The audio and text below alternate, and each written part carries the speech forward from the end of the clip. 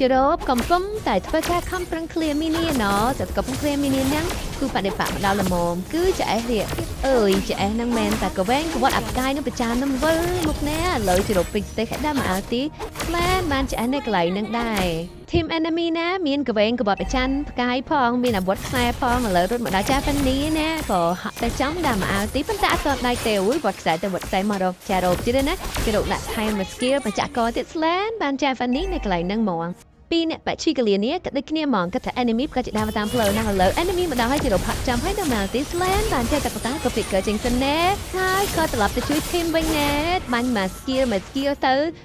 បែកក្បិតពីក៏ស្លែបានចេះ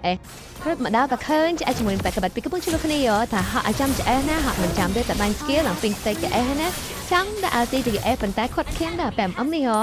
អើយមក skill គេមើលឈឺដែរហ្នឹងហើយចឹងជារ៉ូបរត់ភៀសខ្លួនសិនម៉ែស្រាប់តែឃើញបែកក្បិតពីរត់ម៉ែគេរ៉ូបក៏រត់ត្រឡប់ផ្លូវតាមណារត់ទៅដល់ប៉អើយជាមួយនឹងចែតបតាជារ៉ូបផាត់ចំដល់មកឲ្យទីទៅក៏ស្នាមបានគេតបតាដែរចេះណាខ្លួនមួយជីវិតពីរជារ៉ូបចាំរត់ទៅតាមដែរប៉ុន្តែឃើញចេះនៅបកាណារឿងក្វែងគាត់ផ្កាយនឹងប្រចាំហ្នឹងឯងជារ៉ូបរកឱកាសល្អទៅចំមកដាក់ឲ្យទីតែបែកសុកមកមកឲ្យទីជារ៉ូបបាត់អូសាឈឹមនៅណៃពីក៏រត់ទីទឹកណាហើយស្លែស្លន់ឆ្លេឆ្លាមិនទេព្រោះសាឈឹមនៅណៃចាំទៅទីចាំជួយធីមតិចក៏សម្រាប់ចិត្តថា recall ណាសើកំពុង recall ហ្នឹងចាក់ខែមកអូជារ៉ូបចង់ជួយធីមក៏ហក់ទៅក៏ពីក៏ចេញមកវិញព្រោះឈាមសតែម្ដាយនឹងធ្វើអត់ការទេ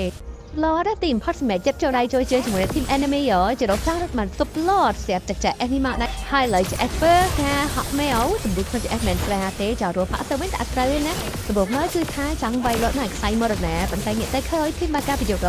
សម្រាប់ចិត្តថារត់ទៅជួយរកឱកាសតែមើលតែ enemy ឈប់ភ្នំគ្នាជារកផាក់ទៅអូឡើងបីតែម្ដងណាហក់ចាំឲ្យដល់មកឲ្យទីស្លានបានចេះតកតាមនៅកន្លែងហ្នឹងក៏ដេញតាមប្រហា